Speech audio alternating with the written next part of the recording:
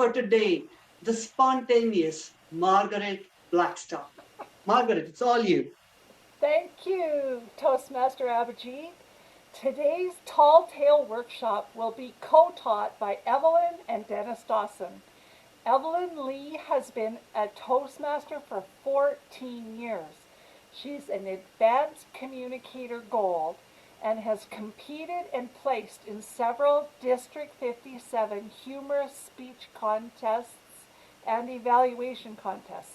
But her favorite wins are for the Tall Tale contest because the golden trophies were enormous. So huge, she needed help hauling them out to her car. Now, Dennis Dawson is a double DTM with 14 years of experience in Toastmasters. He is a past winner of a district evaluation, humorous, and tall tales contest. His ego and personal delusion give him a tendency to exaggerate his skills and accomplishments, a tendency that lends itself well to his fantastic and improbable stories. Please help me welcome Evelyn Lee and Dennis Dawson.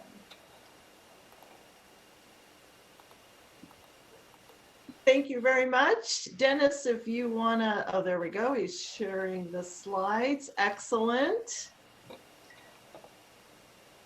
So Dennis and I are delighted to share with you some huge tips about tall tales.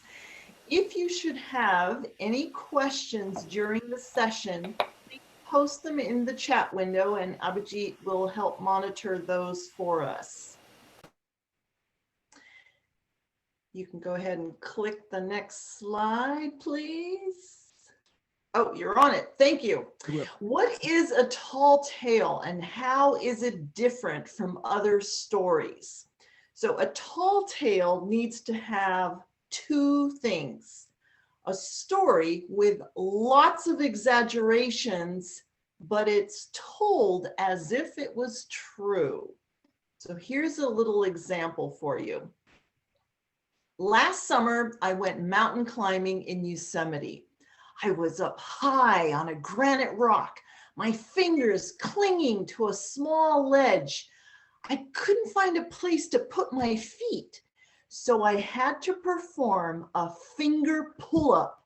And while I clung tightly to the rock, I slowly brought my feet up over my head into a handstand, 1,000 feet over the valley floor.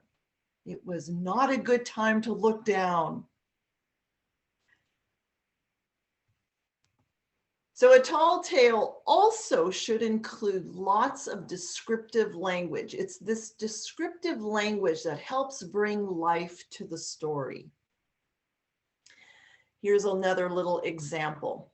An enormous dinosaur crashed right through my living room wall.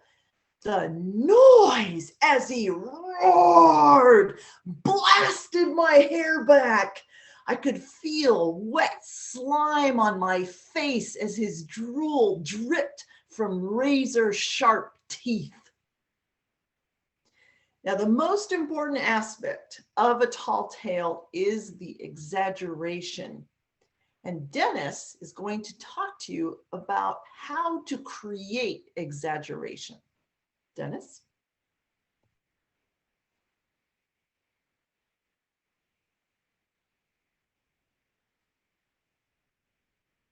Dennis, you're muted.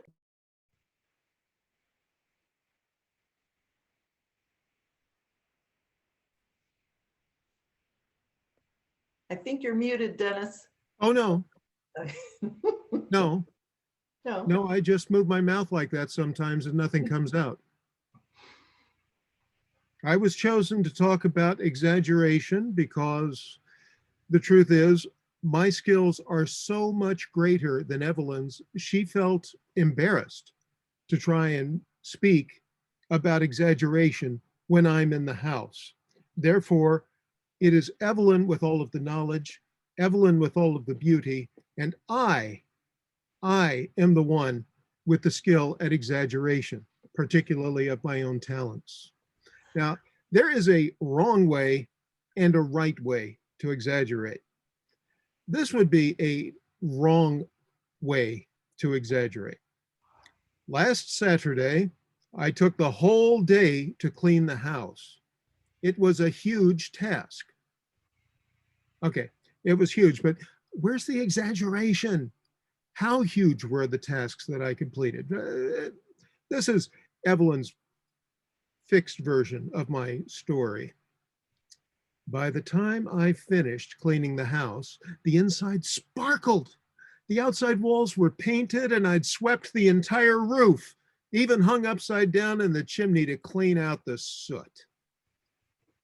Now, when you exaggerate, it doesn't always have to go to supersize either. You can tell a story about something that's very teeny tiny. My friend's new puppy was so tiny. How tiny was it? He was so tiny. He could sit on my hand. I had to bend down close to hear its itty bitty bark. It sounded like beep, beep. So this is exaggeration. This is something we can all do. I'm sure you all have done this when you ask a date to the prom. You've done this when you explain to your wife how you've performed your chores over the course of the day. You've done this when you've told your boss how much you accomplished last week. So we're going to describe a few simple items. Let's start with a hat. Sarika, tell me about a hat, a really elaborate hat. I have a hat with strings attached all over it. The strings support little itsy bitsy bugs. I think I'm done. Thank you. Itsy bitsy bugs attached by strings to the hat. That's a pretty exaggerated hat. That's pretty weird, I have to say. But I can't believe that's as weird as it gets. How about you, Maritesh? What else do you find on this hat with the strings and the bugs attached?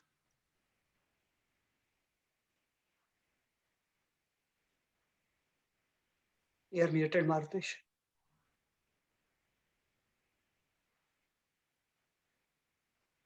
You see, everybody's following my lead.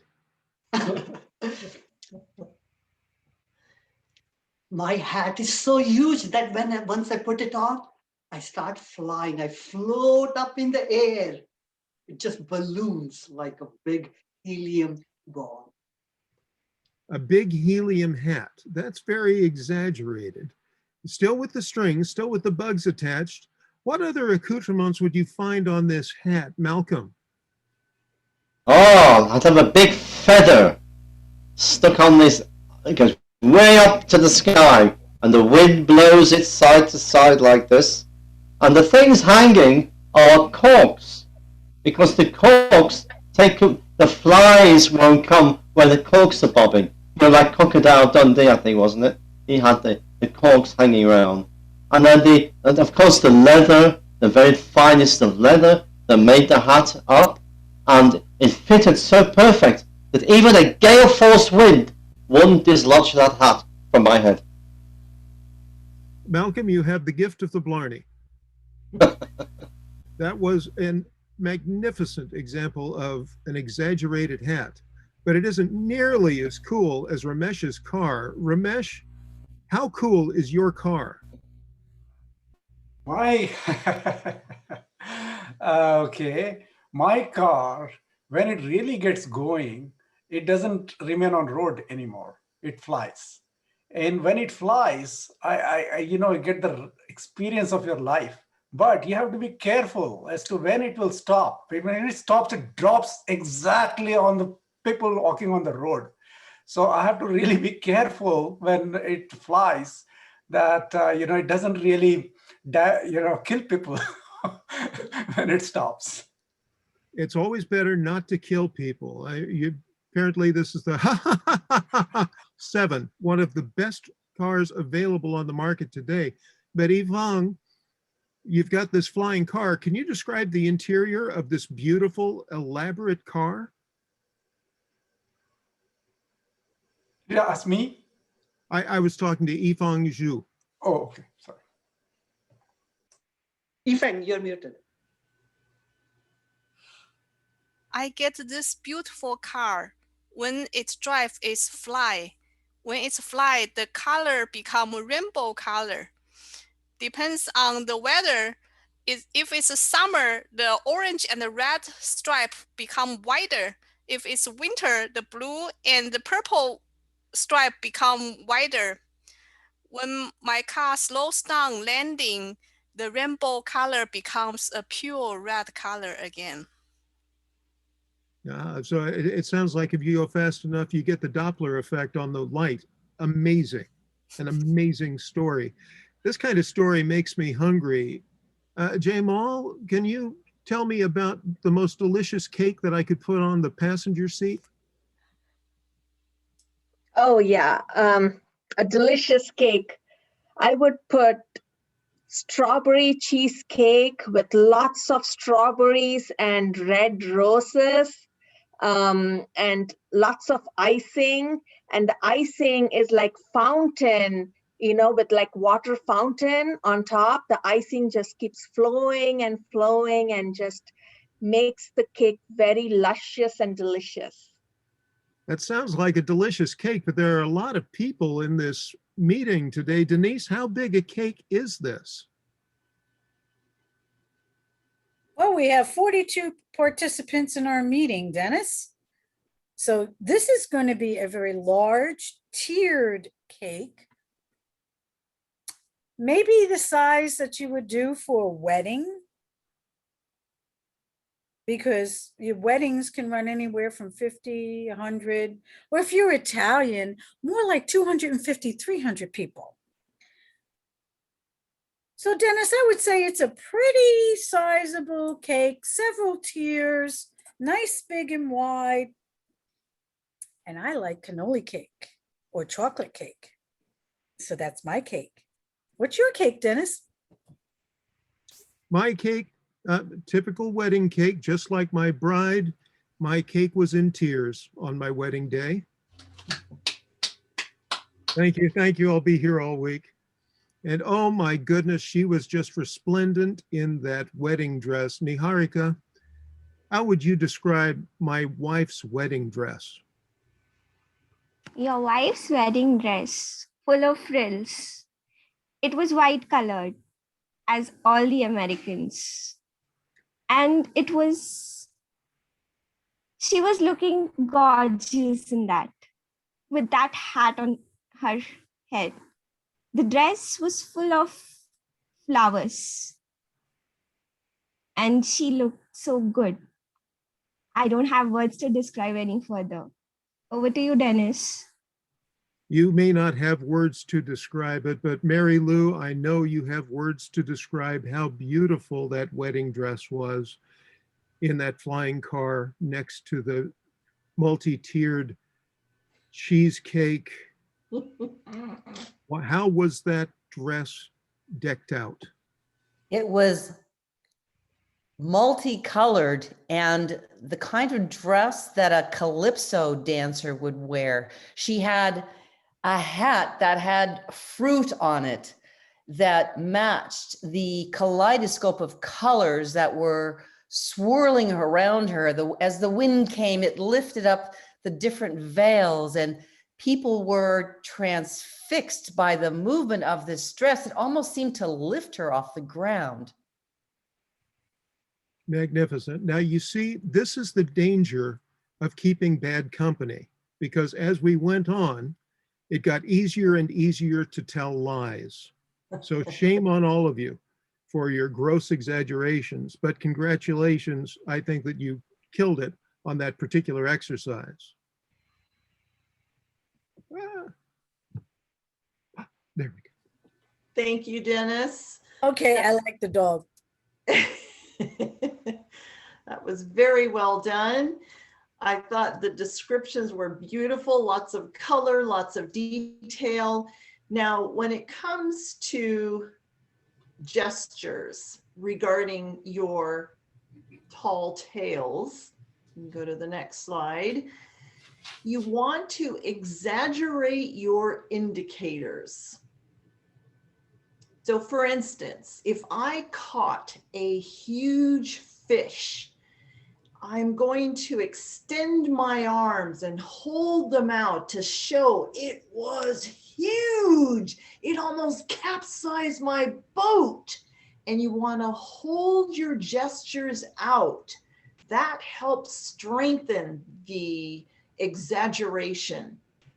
Now, it's not just huge. Remember, it can also be, it was a teeny tiny. So you bring your fingers close together. Or maybe it was fast and you have your hand run quickly through the screen, past the screen, not through it. Or perhaps you were running super slow. So you do the slow motion movement to exaggerate how slow things were. In addition, when you're describing the action during a tall tale, you want to remember to amplify your movements. So let's say you were telling a story about experiencing an earthquake. Now in California, normally if there is an earthquake, it's kind of a gentle rocking back and forth. But when you're sharing a tall tale, you want to exaggerate those movements and shake your body left to right. And maybe lose your balance. You're letting the audience know, you're showing them what you're experiencing.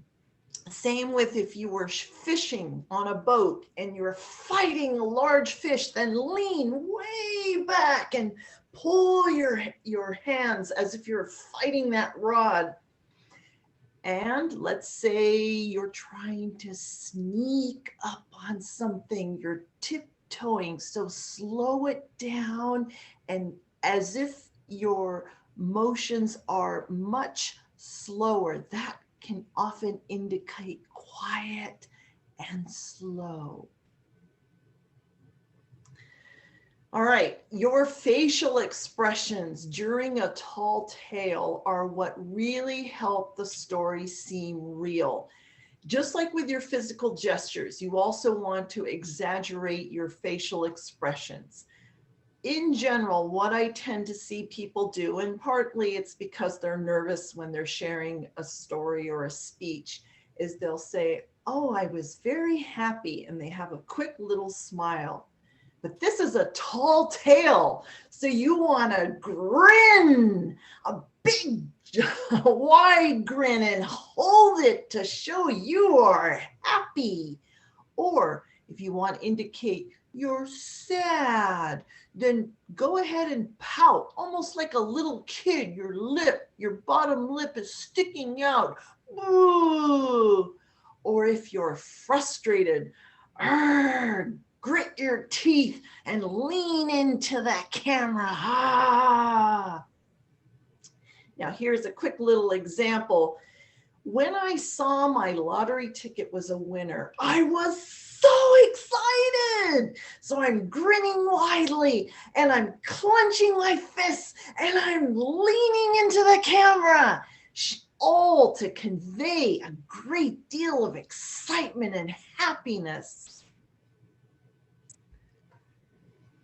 Lastly, if I was to exaggerate everything during a story, the audience is going to be exhausted or they're going to think I'm a crazy woman.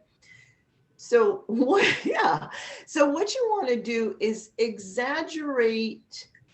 First, use contrast to set off your exaggerations. Here's an example.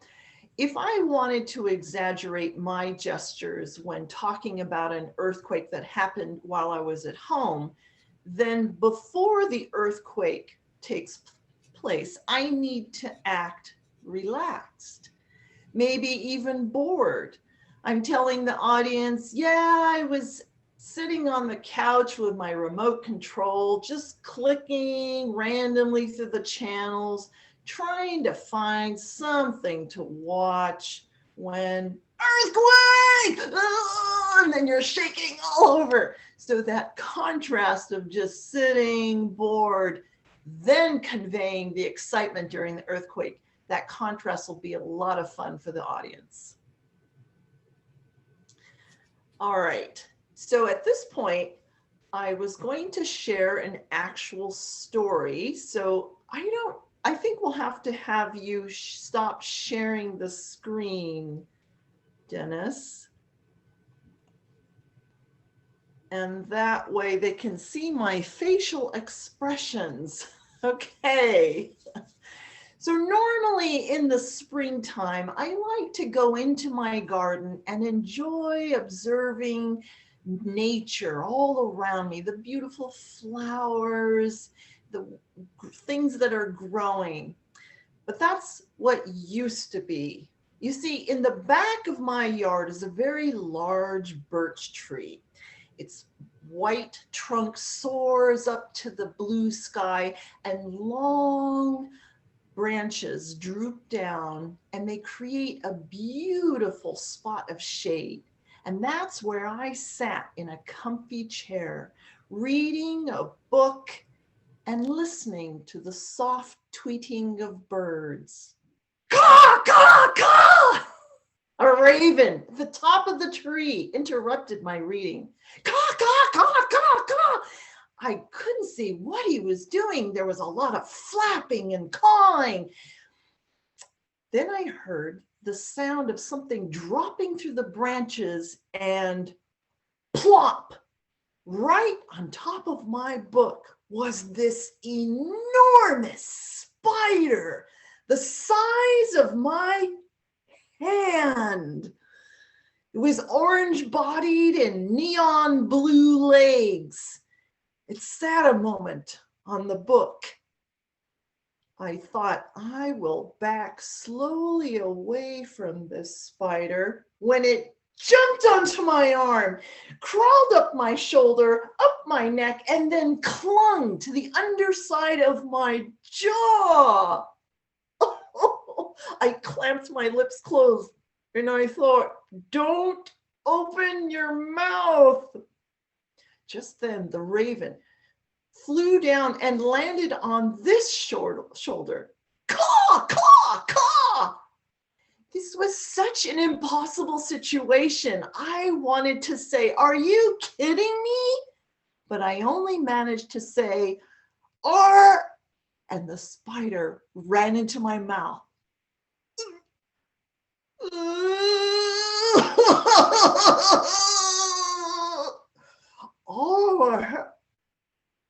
All of my frightened flapping scared the raven away, and he flew off. And the spider crawled out of my mouth and stood on my shoulder. He put one blue foot up towards my cheek and then patted it gently, almost lovingly, as if to signal, thank you for saving me from that crow.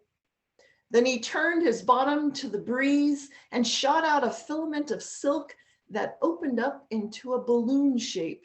And the wind caught that web balloon, and the spider sailed away out of my yard and towards the hills in the distance. And that's why now, in the springtime, I sit in my house in front of my computer, because I learned from the spider that it is much safer to observe beautiful nature on the web. Thank you. All right, Dennis, if you can share your screen again.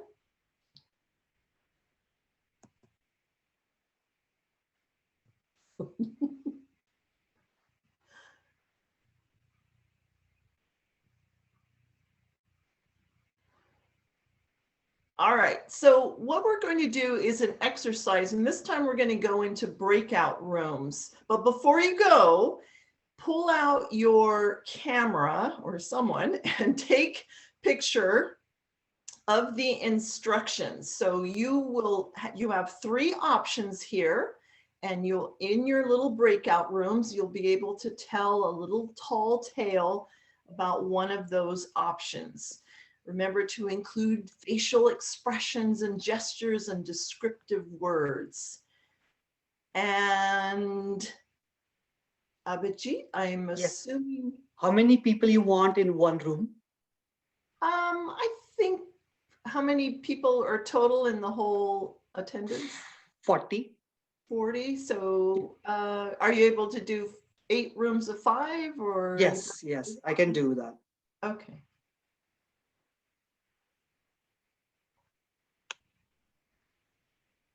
Rooms are open.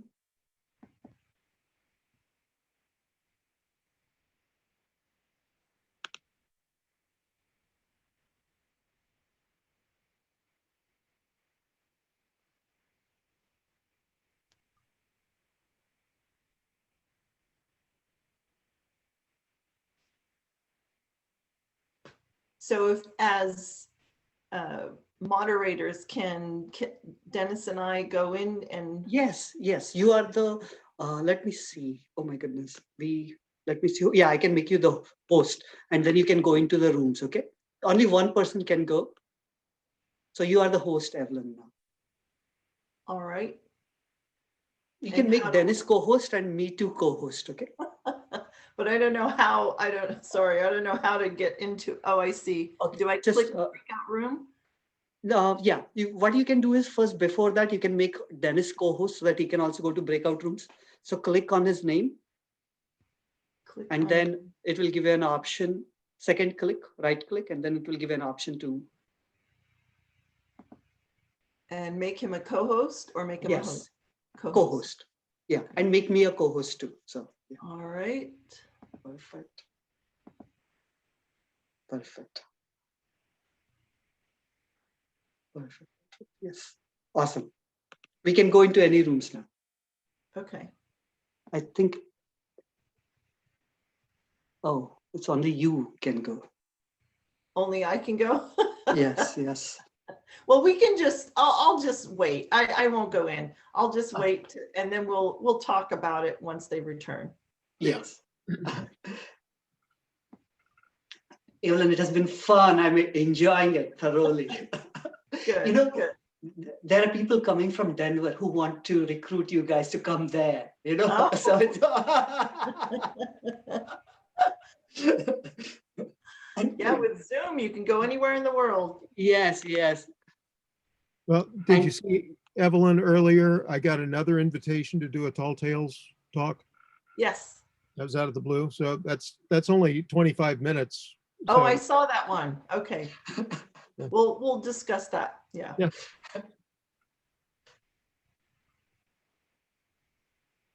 Oh, Abhijit, is anybody timing this? Yeah, how much time should I time it? Yeah, 2 more minutes? I think 5 minutes, yeah. Okay, yeah, do that. yeah, how much longer do we have in the meeting? We have until 8:45. 8:45. Yeah, we got plenty of time. They can relax out there. Yeah. I don't know that we'll go all the way till 8:45. Depends on how many questions we get. Yeah.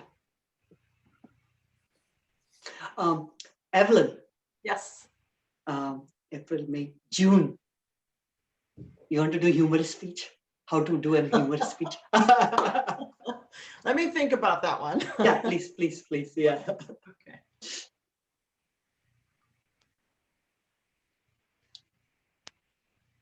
Why we are doing Tall Tales and humorous? Because our contest is in August and we will have, most likely, we'll have humorous and Tall Tales.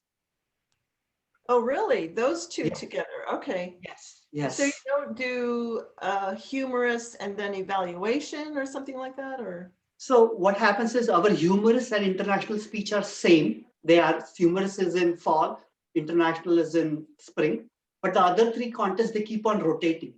Right now we are having table topics, then we have Tall Tales, and then we'll have evaluation, and then it keeps on going like that. Got it. Yes. That's fun. I wish our district did the same. Yeah. Well, there's a specific reason that Toastmasters International doesn't want you to do speech contests twice a year. Yeah. Oh, yeah? What's that? Oh, because it distracts from the business of the district. Oh, Yeah, ultimately, Toastmasters International hates speech contests. really? Yeah, people love them. Yeah, Members love them, so they have to have them. But it does nothing to further the education program. It does nothing to start new clubs, does nothing to teach leadership skills. It's just something that people like. Now, it used to be that you would have two conferences and you'd have the speech contest at the conference. And that right. was to bring people into the conference. I see. Now that they're separating the speech contest from the conference, but on the other hand, what's nice in Zoom is that more people attend the conference, which is wonderful. I'm sorry, I take that back. More people attend the business meeting, because that's the key, is we want people at the business meeting. And if we do the business meeting in Zoom from now on, then it won't make a difference anyway. It'll be great. Right. Well, as far as personal experience, participating in a contest, I learned a lot. Mhm. Because you have to keep working and reworking the same speech. And it was a great learning experience. Yeah, it's a great learning experience for the contestant, Yes. but there aren't that many participants. It's learning for Right. the judges, it's learning for the ballot counters and the timers. Right. But, that's 14 people. Yeah. Dennis, another thing is, Ifang, who is going to be a PQD, she's checking you guys out so that she can also host you for July and August. Good, good. Yeah. What's our time? Can you make me host? I will close the breakout room in 30 seconds. We are going to be at 5 minutes.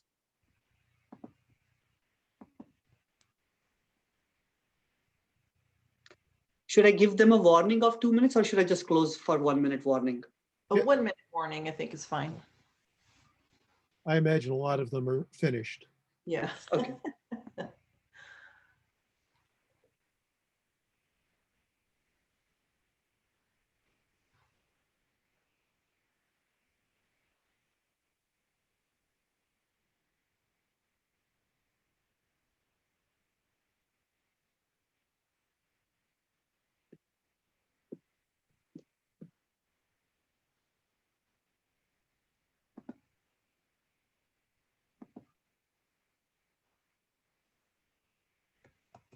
Now, this was the only breakout we're going to do, right? Yes. Right, good. Yeah, the voices will let people play. You can do, yeah. I kind of like the bigger group working together, because then everyone can hear what everybody's doing. Yeah. Yeah. I prefer it as well. Good. If not better than. It's more fun for the instructors, for us, because then we can see what they're doing. Yes.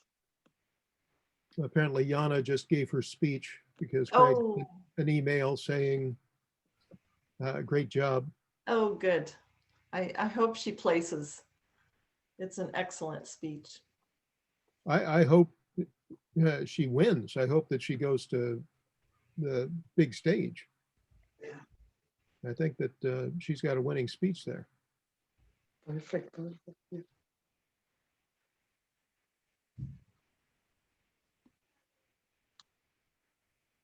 The breakout room is closing in 25 seconds.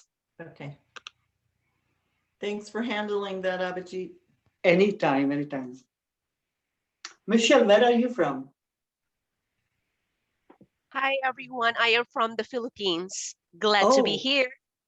Nice. Great to have you. We have people from Philippines. We have people from Australia. We have people from India. So. We have people from Australia? Yes, yes. I'll have to ask them to see if they can put on a good Australian accent. Jim is in Australia right now. It's all you, Evelyn. All right. Welcome back, everybody. I hope you had fun and that you heard some very interesting stories. I'm curious to get a little feedback regarding the kinds of contrast you saw, was something particularly effective for you or something that didn't quite work? Anyone want to share that? I volunteer Narika. Okay. She had a great story.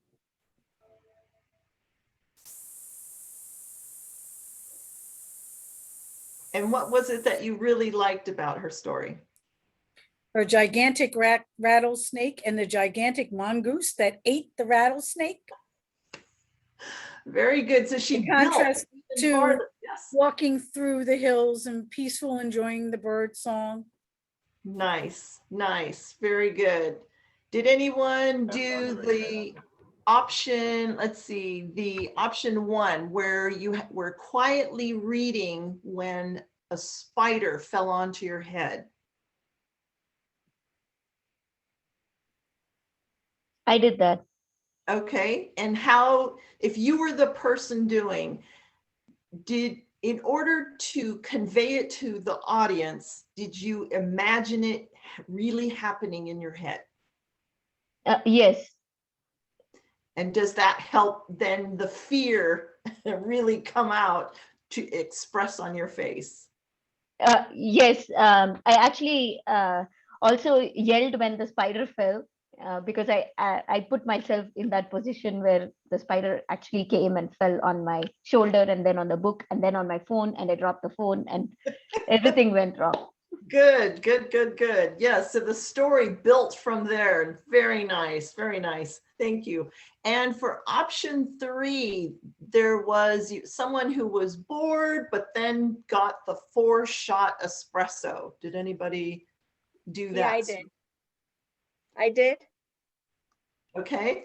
And how did it go? It was fine. You know, it was nighttime. I didn't know what I was drinking. I just opened my fridge and I drank. All of a sudden, I could feel my feet flying, and I was like flying like a spider. No, like a Spider-Man.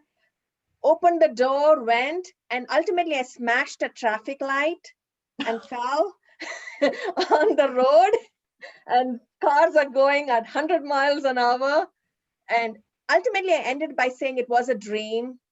You know, I dozed off on my laptop and was a dream, and it went this far. Yeah. Good. Now, that's an interesting, since it's a tall tale, if you indicate a dream, that sometimes will cut the effect of the tall tale. So what you could do is maintain that same story, but you woke up and you realize, oh, it was just a dream, but you have something on you that came from the road. So it's kind of like, it really happened. So you could play with it in that way. Very good. Thank you all for playing. I hope you had a good time with that. At this point now, we're going to get back into our slides. Okay. And I have a question. Yeah. How do you differentiate, or is there a difference between the gesture used for tall tales and the gesture used for a humorous speech, for example? Very similar. Very similar. Yeah. Almost no difference? No. Pretty much. Yeah. No? I mean, Evelyn and I are going to disagree at this point. Okay. Yes, we are. This was a point I actually wanted to make based on that. There are 2 excellent points that came out. One was the visualization. When you're telling these stories, it's very important that the picture you're trying to share with the audience is very clear in your head. Then when you do your gestures, when you're looking around, you're going to be seeing the huge animal. You're going to be looking at the tiny speck. And if you're actually visualizing it in your head, then all of your gestures, all of your body language is going to be very believable. But you want to use these exaggerated gestures, over the top gestures in a tall tale. When you're telling a humorous story, a lot of times the humor comes from the reality that you're dealing with. And it's not a huge overblown experience, but something that everyone can relate to because there's a reality to it that you're trying to share in a humorous speech. And that's why I'm going to differ with Evelyn. You can use gestures, you can use great body language, but you don't want it to be exaggerated and over the top as you would in a tall tale, where you're trying to make it bigger than life. In a humorous speech, you're trying to make it life-sized. That's Oh, my wait. take on that. Okay. Okay. So I got a combination. My humor speech is 80% reality and 20% exaggeration. So I should shoot exaggerate and 20. Okay, I got it. No, It's a combination. That's an excellent point. Ignore everything I say if you've got something that works for you. What Yeah, about the I would- facial expression? Sorry. Yeah, I was just going to say, I think it also depends on the personality. Dennis is a quieter, his humor is drier. He's really, whereas when I share a humorous speech, I do tend to be very animated and a little over the top. So it partly your personality, I think. That way we can both be right. Well, please, everyone, remember there are no experts in Toastmasters. There are no teachers. There are no professors. You have come here tonight to listen to our opinions of what we've done. And it happens that I've won humorous and tall tales contests. Evelyn has won humorous and tall tales contests. So we're just telling you what we did. And if it works for you, I think that's terrific. Yvonne, okay, Yvonne had a question, and then Anne-Marie. Okay, hey, thank you. Yeah, I'm following up with the difference between tall tale and humorous speech. What if I want to express my facial expression, say I'm happy? In humorous speech, I will show happy face, show laughing face. In tall tale as well, right? I will show happy face. Do I need to show extra, or again, up to me? Not necessarily, no. Yeah, up to you. As long as you're conveying, the main thing is it's not very fast. So it wouldn't be, I felt very happy, and then a small, quick smile. It's let it linger. But that would be true, I think, even with a humorous speech. Thank you. Anne-Marie, you had a question. It wasn't really a question, it's an observation. You mentioned personalities. I have a very straight face. I'm unemotional, and I don't get very excited. Oh, that's not true. You get emotional, Anne-Marie. So, does that mean that I shouldn't really go in for tall tale? Because I found that excruciating, having to undo all this. I just can't do it. So does that mean that I'm, personalities are all different, but if I told a tall tale, I will look exactly like this. So some guidance, please, about personality. Some people are just very quite introverted like me. The tall tale is an exaggeration. So even if you're very serious, then the story you share, maybe you're in an incredibly cool sports car flying. So then it's your words describing this funny situation that's very exaggerated, but you can stay completely cool and maybe even exaggerate the coolness. So take that calmer and take it even farther. So you set it up. And as I was driving 200, 250, 300 miles an hour, I just put one hand on the wheel and relaxed. So that contrast, I think it would work fine. It's your personality. Use the words and play with your words to create the tall tale. Evelyn? Yes. If you were to do option 3, how would you, I was just wondering, how would it be? And if you have an ending, or just wondering how it would have been. Oh, I just put little scenarios. I didn't have an actual story in mind. I think yours was perfectly good. That little ending that I suggested, I think that would be the piece to help it remain a tall tale, which is, oh, you thought it was a dream, but then you found in your pocket something that you came across during the dream in the road. So then it conveys to the audience, oh, maybe you actually were out there on the street running around because of the espresso. But you won't keep the person hanging there, right? The audience hanging at that. You would always bring the person back, the audience back to reality, right? Is that what tall tales? No. No, May I add something? Yeah, so in a tall tale, you're telling it as if it was true, but part of the fun is, no, it's completely ridiculous. How could that happen? But you are saying it like it was, yes, this really happened to me. Many times you start a tall tale by saying, now, you may not believe what I'm about to tell you, but I swear on my life and my wife's life, it is absolutely true. This is how I went to the moon to get a big bucket of cheese. Nice. Mhm. Nikhil has a question. Yeah. So I'm just curious to know, when you pick a story or when you pick a topic for the contest, or when you're delivering the tall tale speech, do you pick something which is simple? For example, the spider and the raven and the other options that you gave. It was a simple story, but it was really well delivered with a lot of exaggerations and descriptions. Or do you pick something which is a lot more complex and it might take a little time to build up? I'm just curious to know how you choose a topic. My recommendation would always be go with something that is begin with something you normally do or experience. So every day you go to the same coffee shop and you get a particular kind of coffee. So that's your setup, except in this particular day, something crazy happens. And so it's much easier to share a story, I think, based on your own life, kind of, and then just blow up, expand, exaggerate what happens. Thank you. And I think at this point, so we can get back to our slides, Dennis has some really interesting things about voice regarding tall tales and how to use your voice.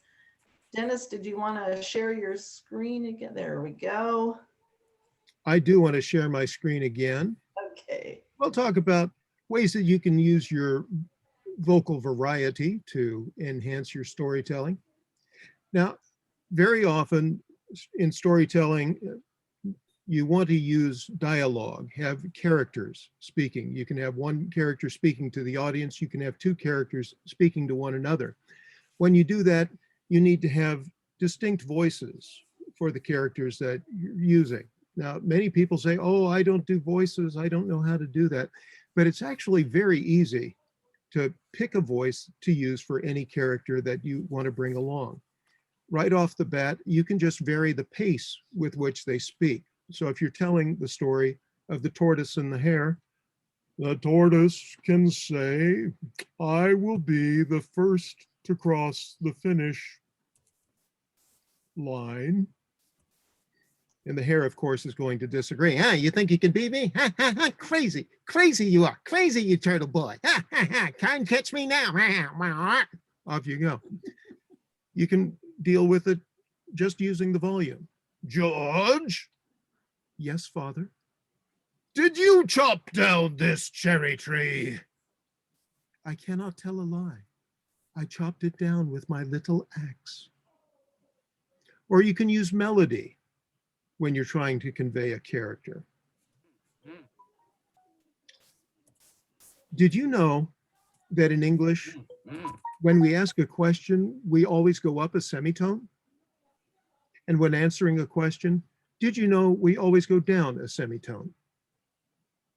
Now that's your typical English melody that you want to hear. But if you want to bring your speech to life, then you'll want to do something like go up and down the scale as you're speaking. So if I were doing Shakespeare, I would say, but soft, what light through yonder window breaks? It is the east, and Juliet is the sun.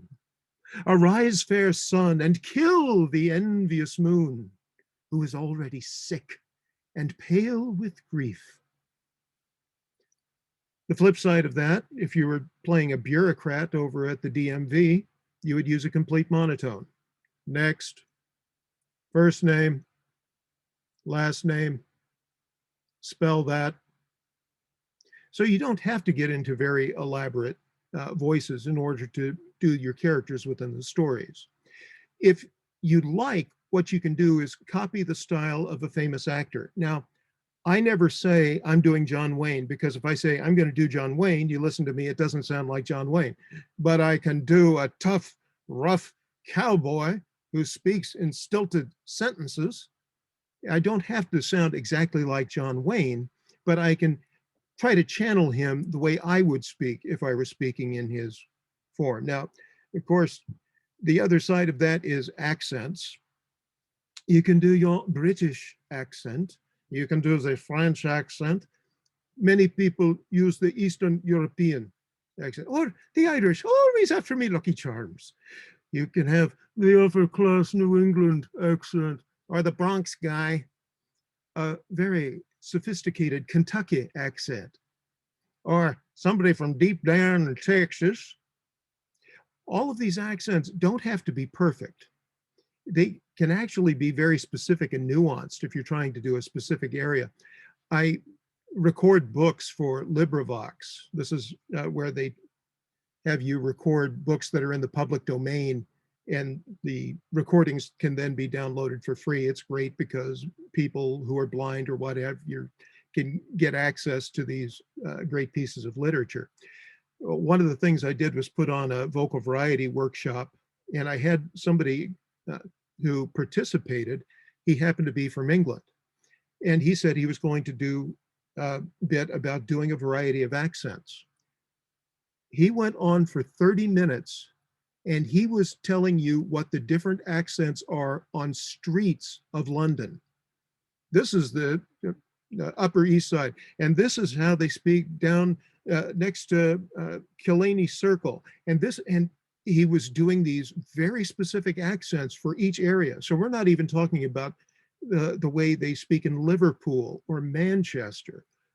Every particular area has got a distinct accent, and that's one of the reasons it's so easy to do a British accent. If you get anywhere in the neighborhood, you're going to be exactly in one neighborhood or the other. So just hint at the accent. Don't worry about doing it perfect. And if you don't give it a name, then everybody will assume you're doing something else if they don't understand it.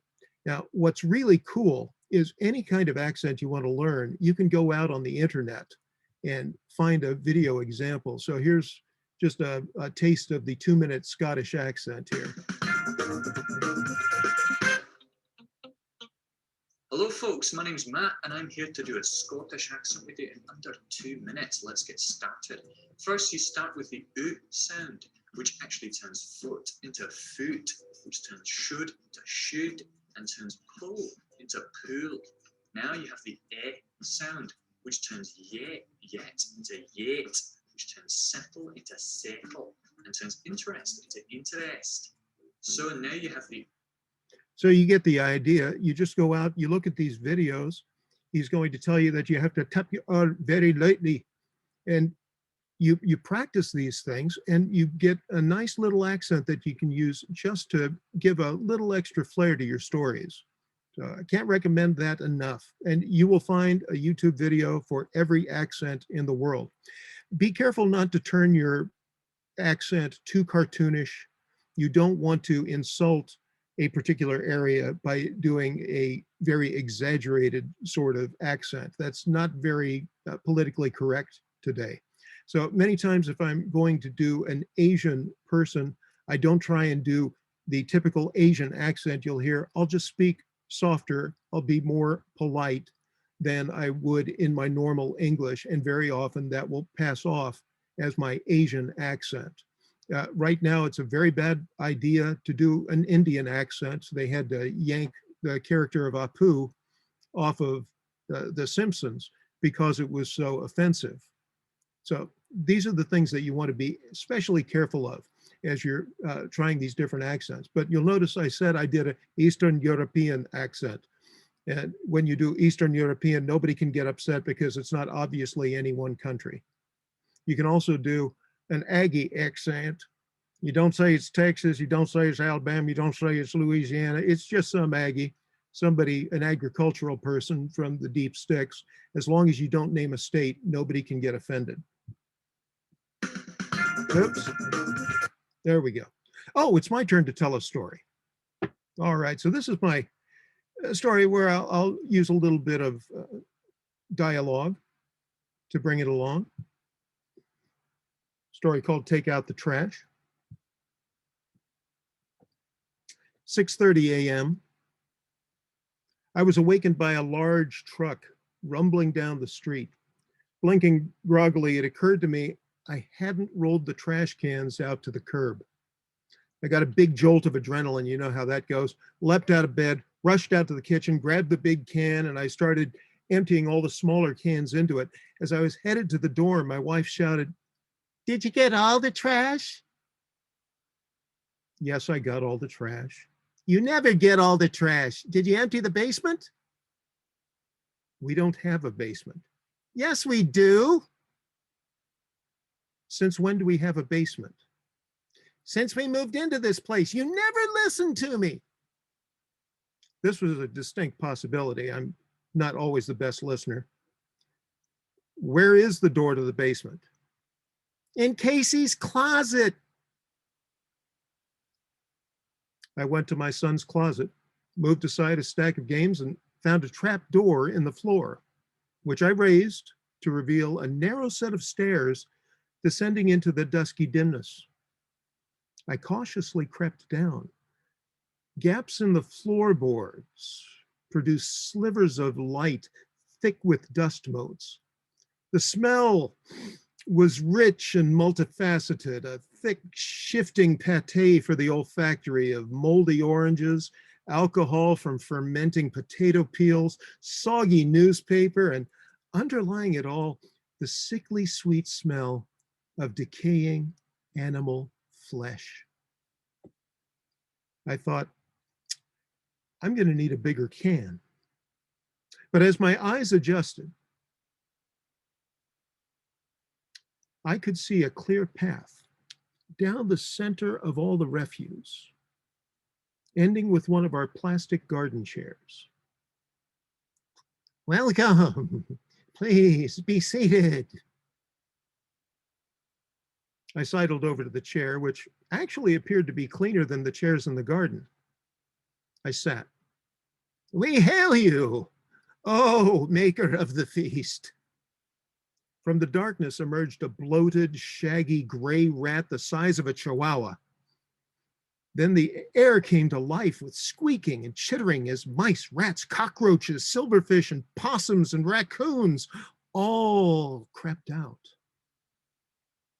This meeting is a long time in coming. We would like to negotiate our continued living arrangements. Oh, well, I hate to tell you, I'm not comfortable with all of you living here. You're going to have to leave. A cacophonous chorus of clicks and squeaks, whistles. I later found out that's verminous laughter. Yes, silly man. We will ignore that opening gambit and move right on to negotiating our natural symbiotic existence. If you continue to toss your refuse down our roof hole, we will allow you to live in our upper chambers. But look at this place. It's filthy. It's a disease-ridden crap hole. Thank you. No, seriously. If this place doesn't get cleaned out, my wife will never let me hear the end of it. Yeah, she who must be obeyed? Exactly. Through rude negotiations and a willingness to compromise, mostly on my part, I was able to enlist the help of my downstairs neighbors to fill my garbage, recycle, and compost containers before the collectors showed up. And at this rate, my whole house should be cleaned up by 2054. Now, you were asking earlier, where do the story ideas come from? Now, this past Sunday, I actually woke up and the thought hit me, oh no, I haven't rolled the trash cans to the curb. I did get the jolt of adrenaline. I did jump up. I did run out to the kitchen. And that's when I remembered that we set the trash out on Sunday, but it's actually picked up on Monday morning. And I had just leapt out of bed for absolutely no reason. But when I do something completely stupid and ridiculous, I know that that is the subject of my next Toastmaster speech. So always keep a little notepad handy. And when you do something that embarrasses you, or you do something where you're physically harmed, make a little note, because you can use that for a tall tale later in the year. Now, I did a couple of voices there.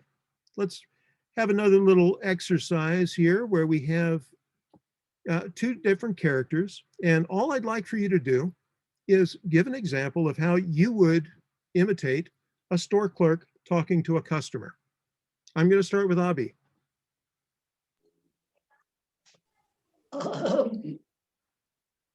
Your cash, please. What did you get?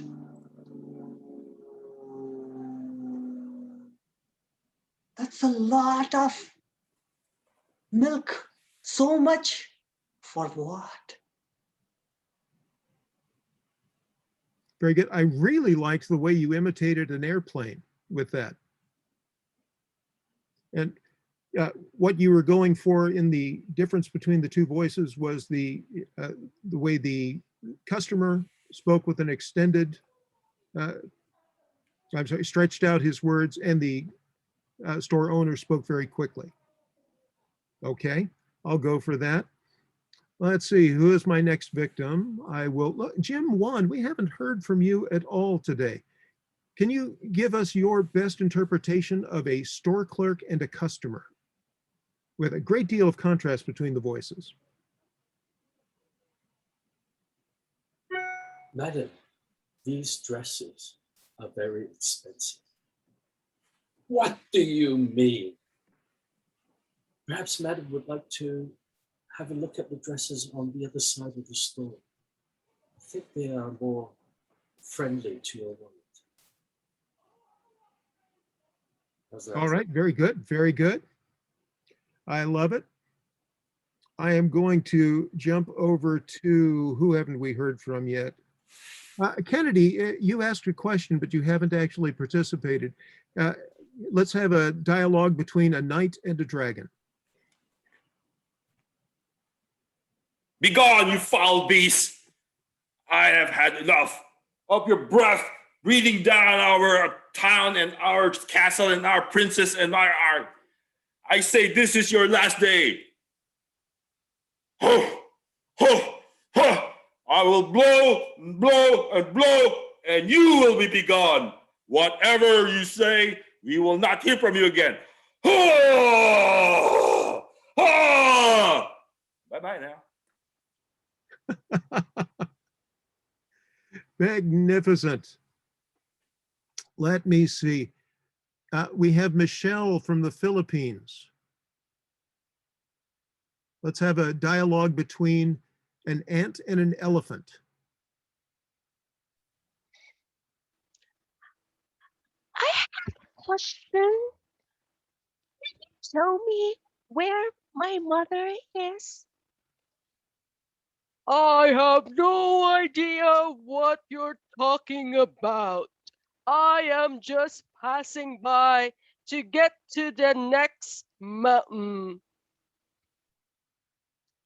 Who would have believed that elephantine voice would have come out of that ant-sized body? Magnificent job, Michelle. And Margaret, let's have 3 siblings arguing. What are you doing? What are you doing? Stop, stop. What do you mean? What are you talking about? You have to stop. You have to stop.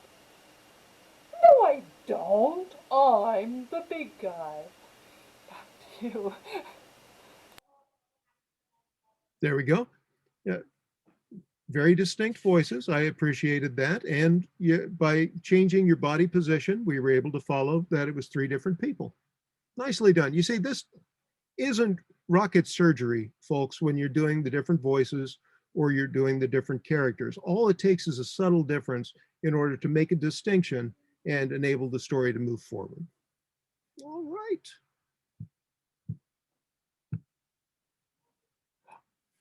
The Tall Tales competition. Evelyn, you want to tell us all about how you actually compete and win? Yes. So I was going to share with folks the general rules. A tall tale, if you're going to be competing, is 3 to 5 minutes. The subject for the tall tale speech must be highly exaggerated, and it should have a point. It's not just ramble story. Now you're going to be judged 30% on the content, meaning what's the structure of the story. But 55% of the judging is on your delivery. And that's when your voices, your gestures, your facial expressions, how you slow the pace of your words, increase them, all of that will come into play. And finally, the language you use, that's only 15%. It's still important, but it's only 15%. So really focus on that exaggeration piece. And I thought at this point, Dennis has actually competed and won at the district level. And I was wondering if you have anything to share with us about, other than the style of stories, what did you notice about your competitors? All of the competitors had rehearsed the story to the extent that they knew it front to back. And I say this fairly often, you don't rehearse until you have it memorized. You keep rehearsing until you can make a mistake, recover, and nobody notices. So a lot of times people just get it memorized. They just get it down. They know that they've got it. They get up. And if they make a mistake, they have to actually rewind in their head and go back a paragraph to find their starting point. And then they repeat themselves to move forward. And that's how you know they haven't rehearsed enough, that they've got the entire story entirely built into their bones. So it comes out of their muscle memory and not something they have to think about what they're going to say next. And once again, the visualization, it's very clear that the people who are telling the story are not just reciting it, they're living it as they tell the story and have a clear vision of what they're doing. And you'll see that difference as we go. Now, when you're preparing for a contest, it's extremely important that you, at the club level, prepare for the district level. Some people think, well, if I win at the club level, then I'll work on it so that I can win the area. And if I win area, I'll work harder on it, then I can win the division. No, the people who win the district have prepared to win the district when they start out at the club level. And you'll see, as you look at the area, the division, the district contest, at the area, there are going to be 3 or 4 so-so speeches and one that is just the winner. You go to division, 3 or 4 better speeches and one that is clearly the winner. And it's that one winner that then goes and you get the 7 to 9 winners at the district level out there. But all of those winners were at least that good when they won the area contest. Thank you, Dennis. And Abhijit, at this point, Dennis and I can take any additional questions people may have. I'm a little confused about the speaker laughing or at least smiling or being amused by his own stories, humor story, or even a tall tale story.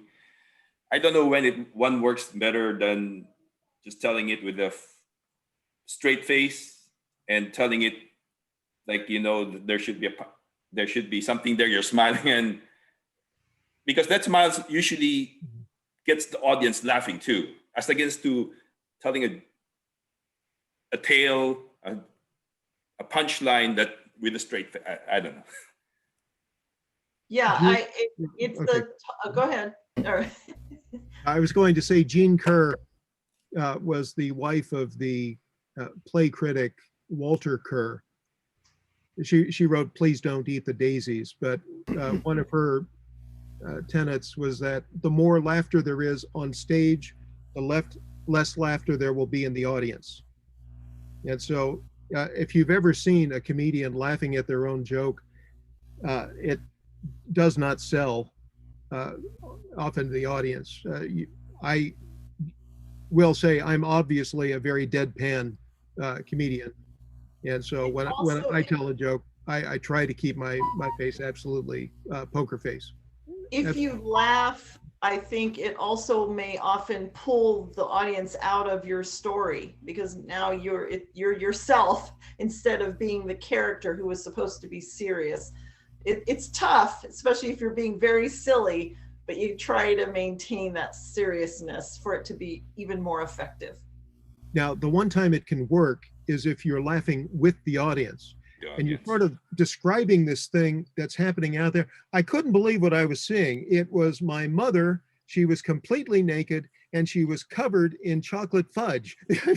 Do you know what I'm talking about? Can you imagine? I was absolutely flabbergasted and absolutely chagrined. You know what I mean? You're with me. Yeah. Right. So I think for a humor speech, that might work more. Laughing, like you're trying to, it gets so funny that you're getting laughing with the audience, I guess. But in a humor, it probably less. Yeah. In a tall tale, I mean, it's probably less applicable. But the reason that would work is that you're taking the focus off of yourself and putting it onto this third person. So you have to create that thing that is separate from you, that person that's separate from you, and join the audience in looking at that point. But if the focus is on you and you're telling a story about yourself, it's very, I should say it is more difficult to be a comedic actor than it is to be a dramatic actor. And you'll see people like Adam Sandler who will go into dramatic roles and you say, wow, he was really good at that. Well, it's really easy to be an authentic actor when you're trying to act out something that is a real scenario. It's much more difficult to act like a normal person who's in a completely zany situation, but to you, it's the reality. You're actually dealing with it. You're dealing with the physical pain that happens when you get knocked down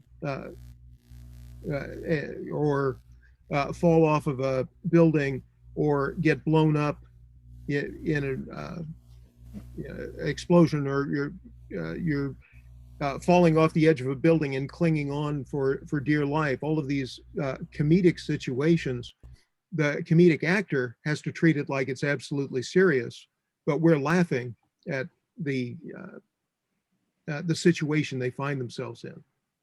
And so, yeah, it's much easier to be a dramatic actor than it is to be a comedic actor, because both of them have to convey reality, but the comedian has to convey reality in a very unreal situation. I finally got to my point. You knew I would. Can I ask a question? Malcolm here. Question already, yeah. Yeah. I recently gave a speech. In fact, it was for the last contest. And I did the store attendant was a little Scottish lady, and I was looking around the watches.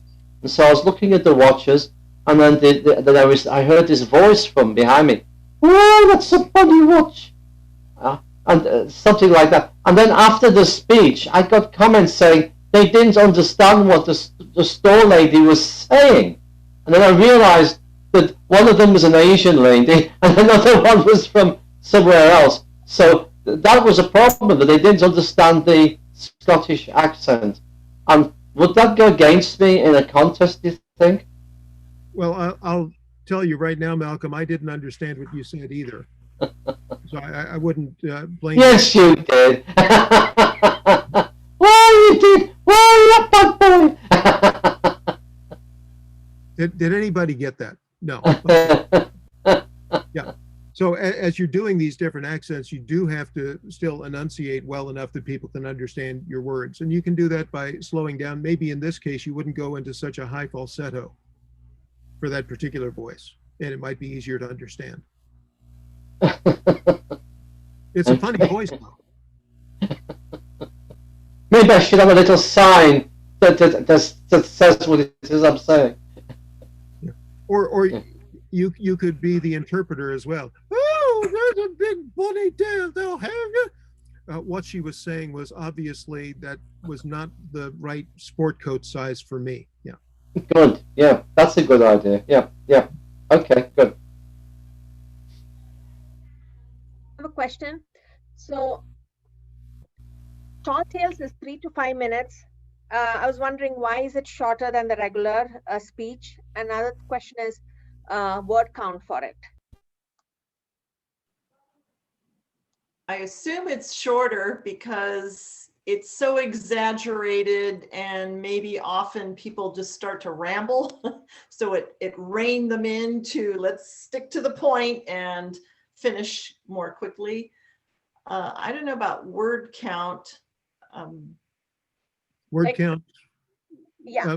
5 minutes is 625 words. Oh, okay. You know, do the 125 words a minute, so 375 for Okay. the 3 minute. And I always encourage you, if it's a 3 to 5 minute speech, aim for 3 minutes, don't aim for 5. If you can accomplish your goal in 3 minutes, get the story across, then you're leaving time for people to laugh. And if your story is that well constructed and that quick, that's actually going to be a benefit to you in the contest.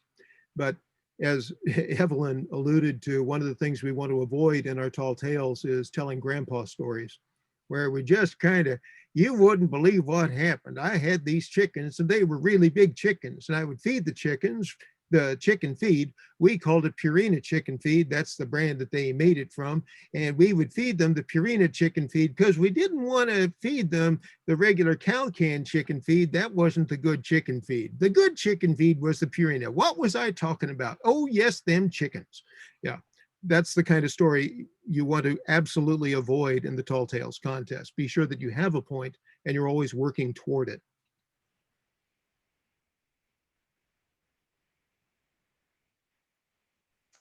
Any other questions? Back to you, Madam Toastmaster. That was unexpected. I was sure there would be more questions. I want to heartily thank Abhijit for arranging this, and then our two guest speakers. We have thoroughly enjoyed the presentation, and I'm sure we have all learned something, even if it improves our speeches by that much. Anyway, I want to thank both of you for the wonderful job you did. And I'm a big proponent of people hearing your cheers. So take yourself off mute. Let's give them a big round of applause.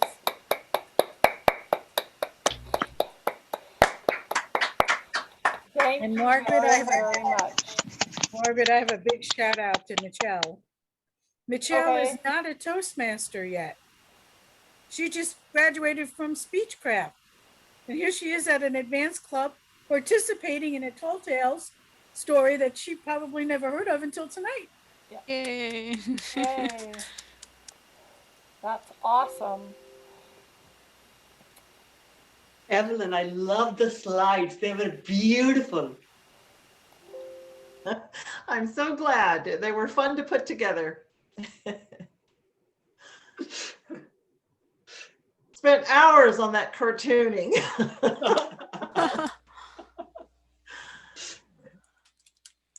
Ifang, how did you felt? It's great. Thank you very much. I'm glad I joined. I'm so glad Dennis you and came. I had a lot of fun as well.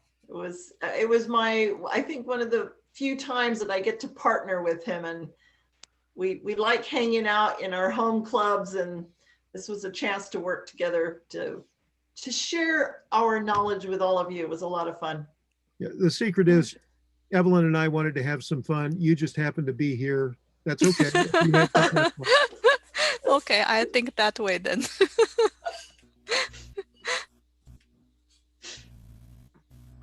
I had a question. Yes. I just wanted to understand, how do we apply everything which we learn in Toastmasters, whether it be evaluation or speeches, we can somehow relate to our real life, right? Tall Tales, how do we relate to our real life? That was something that came to my mind. It's a good practice for playing with the truth, being creative is definitely a test in your creativity.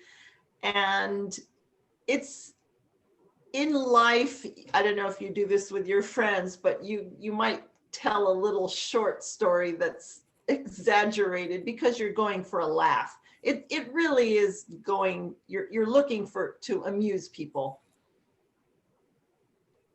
I will say that there have been times when I've tried to be funny, try to tell an exaggerated story on the job, and I take some fact about something we're working on and push it to the limit.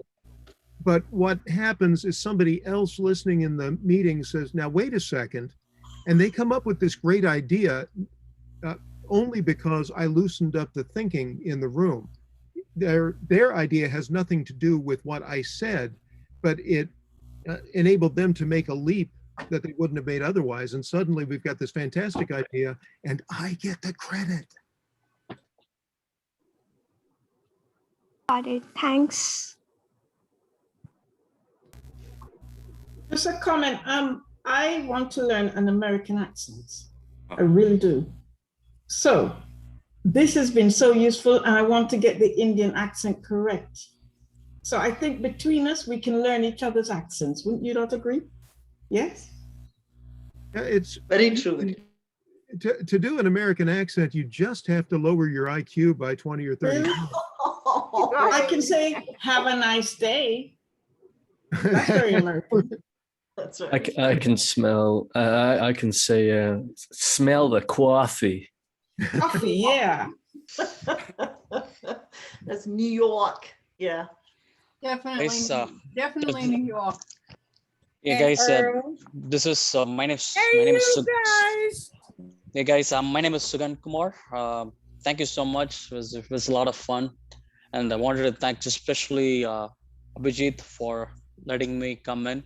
So first time I'm actually meeting the whole group. I've not met you guys before, and I look forward to meeting you at a different occasion.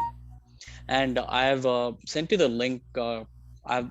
If you guys are interested, my club meets every Wednesday from 12 to 1 p.m. Eastern time. I'm from Connecticut, and that's Eastern time would be 9 to 10 California time. If you guys ever be interested, please take my email down. You can shoot me an email. I'll be more than happy to send you a link. Thank you so much, guys. Thank you for the host, and thank you for the two speakers also. Thank you. Thank you. Oh, Jim asks an interesting question. Is the Boston and the New York Bronx accent the same? They can be. Nope. No, you don't want that. Let's not get started with Red Sox and Yankees. No. Actually, believe it or not, in Connecticut is halfway through. Anything up to Hartford down, it's pretty much people like north of Hartford, all Red Sox fans. Anything you go like New Haven and further down south, it's all Yankees fans. So it's a big rivalry going on, and we are stuck in the middle. I'm a big Yankee fan, Knicks fan. So, Jim, I happened to work with a fellow from Boston for a while, and he talked like a perfectly normal person until he said anything about parking the car in the Harvard yard. That is the one thing that is an absolute giveaway for the Boston accent, and no one else speaks that way. Yeah, which we don't do in New York. Right. And New York has multiple accents. Oh, yeah. Each borough has their own accent. Then you have Nassau and Suffolk County on Long Island. And then on the mainland, Westchester all the way up, everyone's got a different accent for their area. I think Anita had a question. I had a comment, if I could make a comment. Sure. With accents, if you're going to be using or trying to use an accent, barely hint at the accent, because if you try to authenticate an accent, a lot of people will not understand you. So if you can just give a semblance of timing, maybe pacing, Don't try to duplicate or authenticate an accent. It's the worst thing you can do in a speech. You see, Evelyn and I are very lucky. No one in this meeting has any trouble understanding me when I speak. I can just say that. Evelyn, no one has any trouble understanding because both of us are Californians. California is where television programs are made. And if you speak in the California accent, then the television we send all over the world is the television that people watch, and they learn that that is how Americans speak English. So very often, I used to be a tour guide, and I'd have people from Australia on the tour, and they'd get on, oh, Dennis, hey, get over here, Blue. There's a Bobby Tesla you got over there. Hey, what? Couldn't understand a word they said. They could understand me perfectly. Two people completely separated by a common language. But nope. I like the way you said that. Two people perfectly separated by a common language. Oh, that's a Churchill quote, I think, or everything's attributed to Churchill. But yeah, it's definitely something I stole. I want to thank all my guests for coming. Sue, again, it's good to see you again. Thank you. And Anita, I know things are tough. We're praying for you. So.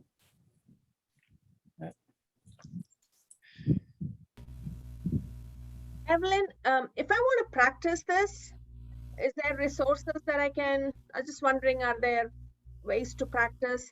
And another question I have for you is, like, if I want to make a male voice, like sometimes it's hard to find a male voice. I was wondering, how do you, like, if there are two people, like two male characters, how do I make two different male voices? So I would probably play with my pacing. So your voice, definitely you want it to drop in pitch. And then one man maybe speaks very slowly and clearly, and the other man talks a little faster. So it's that speed difference that differentiates the two men. And once again, lowering your IQ will help you get into the male mindset.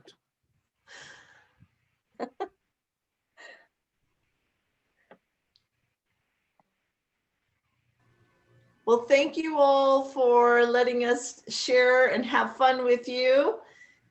Go out and just play around with it, see if you can create it. Because it's such a short story, it's basically a page, 12-point type.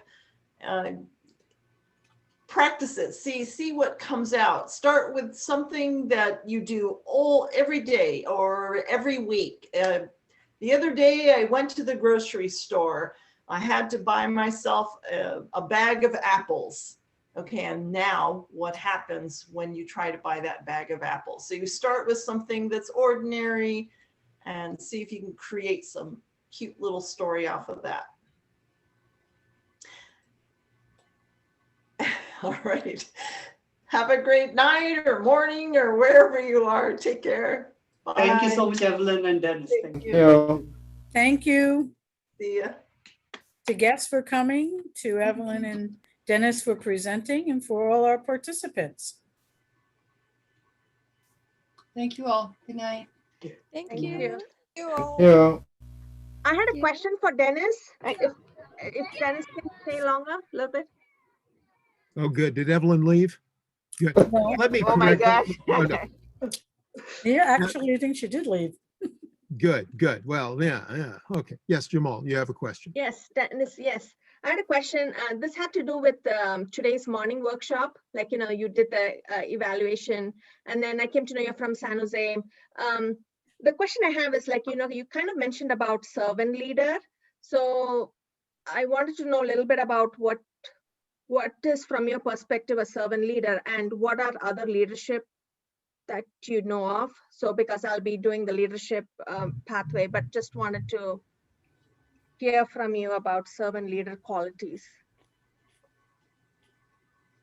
Some people think that being in a leadership position, you get to be the boss and you get to tell other people what to do.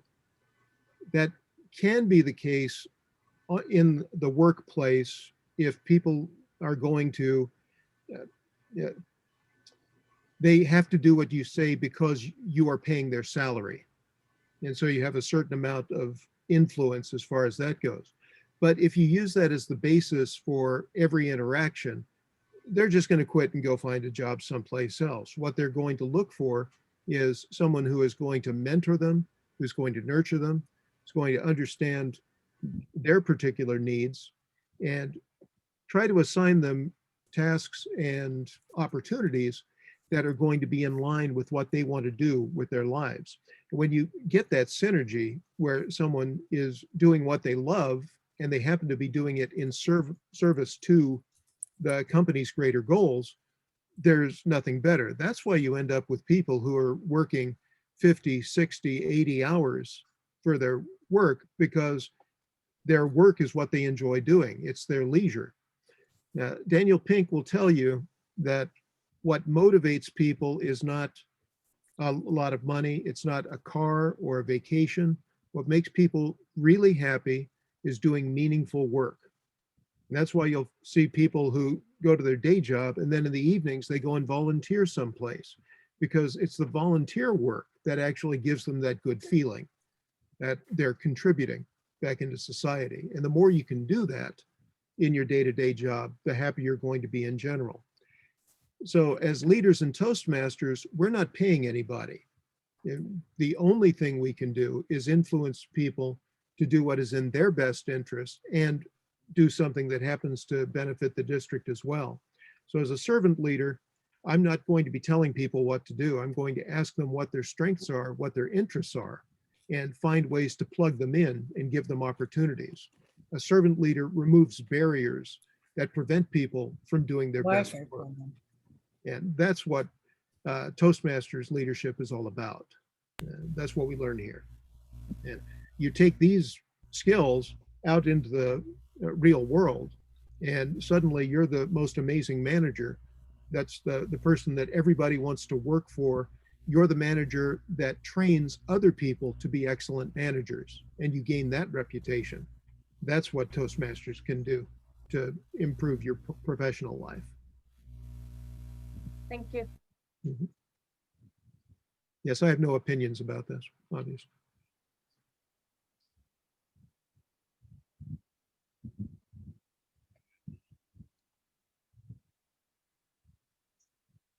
All right, I feel like I'm extending your meeting. I apologize for that. I will see you all next week. Thank you so much, Dennis. Thank you. Appreciate everything. Thank you.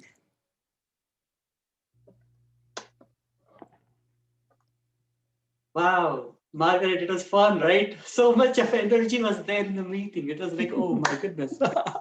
Well, a lot of people did have fun. I was watching that in the chat as well. Yeah. So Carol and Margaret, I'll be sending over the spreadsheet to you guys. That's a New York term, by the way. Thank you. Okay. Good night, all. Thank you. Good night, Anita. Yeah. Good night. That was good, Abhijit. Oh, thank you.